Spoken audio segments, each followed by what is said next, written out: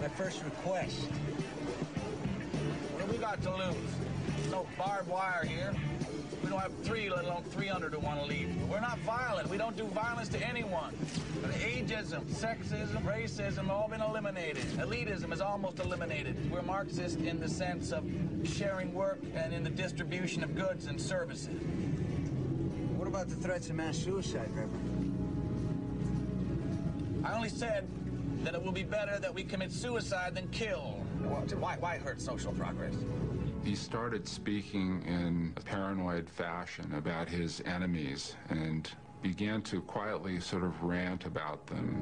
I cursed the day I was born. I don't know why these people hate me so. In some ways, I feel like a dying man. You don't need to put a bullet in my head. Thank you. It was disturbing to hear him sort of put a figurative gun in the hands of those of us who had come to Jonestown to visit. It was also disturbing to hear someone who had the lives of so many people in his hands speak that way. The plan was I was going to slip the congressman a note asking for his help. In my state of mind, didn't know who was who at that time yet. I see someone who I think is the congressman who's walking around the perimeter of the assembly.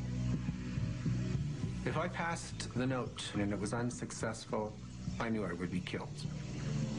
There was no doubt about it. I would be killed.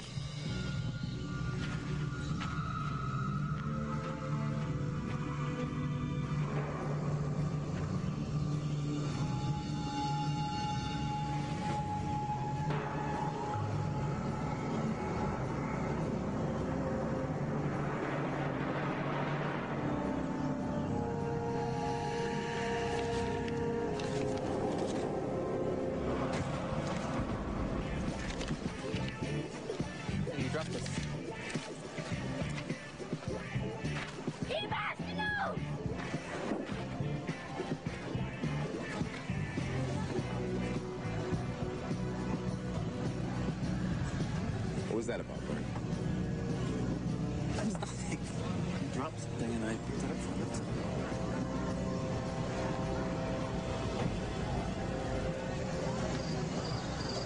And now, everyone, I'd like to introduce you to a very special guest. He has represented many of us who lived in his district back in California, and we'd like for you to say a few words to us. It wasn't until later that I found out that that individual was not the congressman. Congressman Ryan.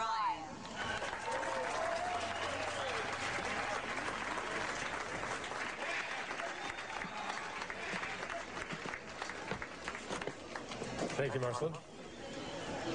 I'm not used to making public speeches. Yeah, don't give me that here, I guess.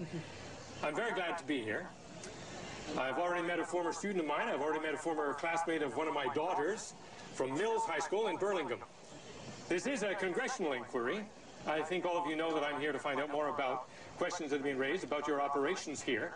But I can tell you right now that from the conversations I've had with some of the folks here already tonight, that no matter what the comments are, that there are some people here who believe that this is the best thing that's ever happened to them in their whole lives.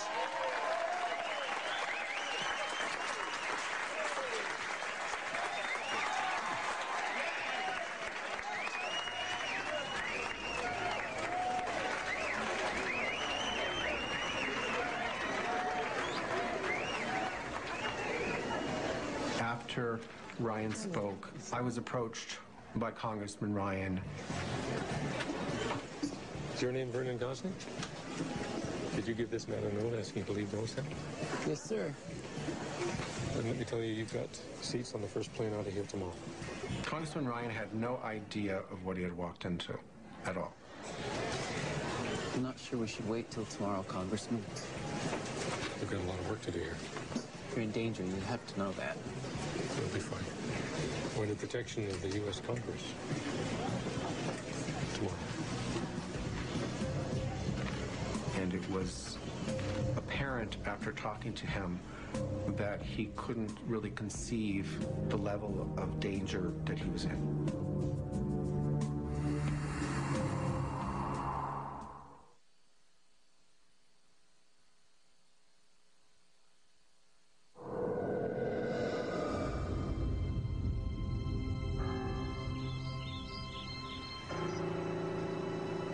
On that Saturday, the last day, My eyes, it's about it. So. I wondered just how many other people might want to leave. The thing is, Ryan told me someone else aside from this Byrne guy approached him. Wanting out? Yeah, exactly. Morning. Sleep all right? Oh, that was the softest hardwood floor a man could ask for. Marcelyn Jones, who was Jim Jones' wife, took some of us throughout the encampment. This is my pride and joy, I don't mind saying. This is the first home to all 33 children born here in Jonestown. Marcelyn Jones was clearly proud of everything that had been built in Jonestown.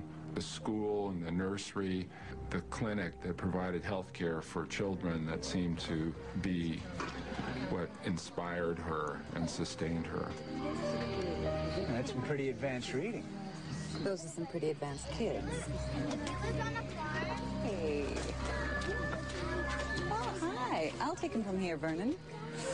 I think you're needed back at the pavilion, aren't you?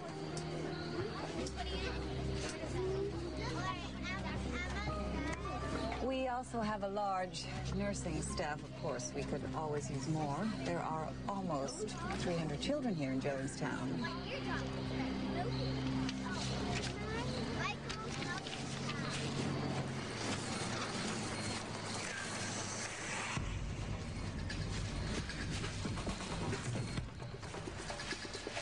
Tim, cut him out. Something's going on. Okay, wait.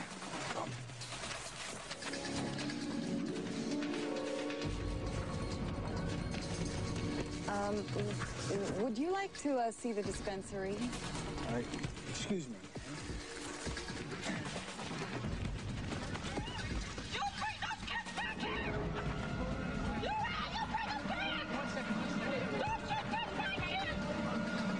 Within hours, it became clear that more than just two people who slipped a note to a reporter wanted to come out.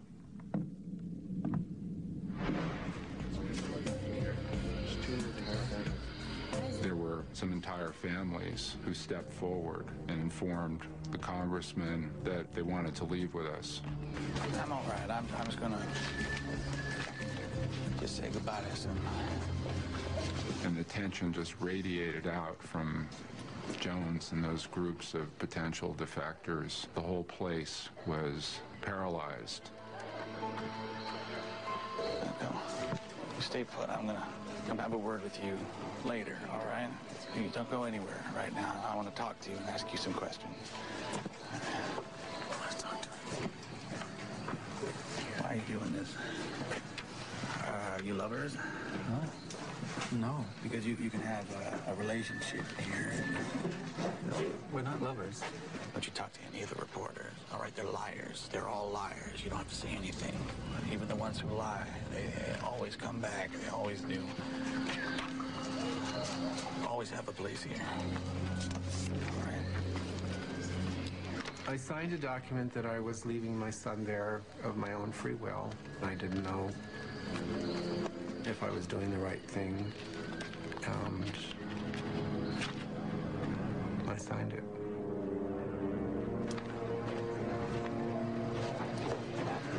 How many you got, Congressman? I think we're going to need another plane. As time went on, probably about a dozen people had stepped forward, and they were insistent on leaving. My name is Monica Bagby. I wish to leave Jonestown of my own free will and return to the United States. Is that it? My name is Vernon Gosney, and I wish to leave Jonestown of my own free will and return to the United States. I was of a divided mind. On one hand, I thought my son is black and he's going to be subject to the racism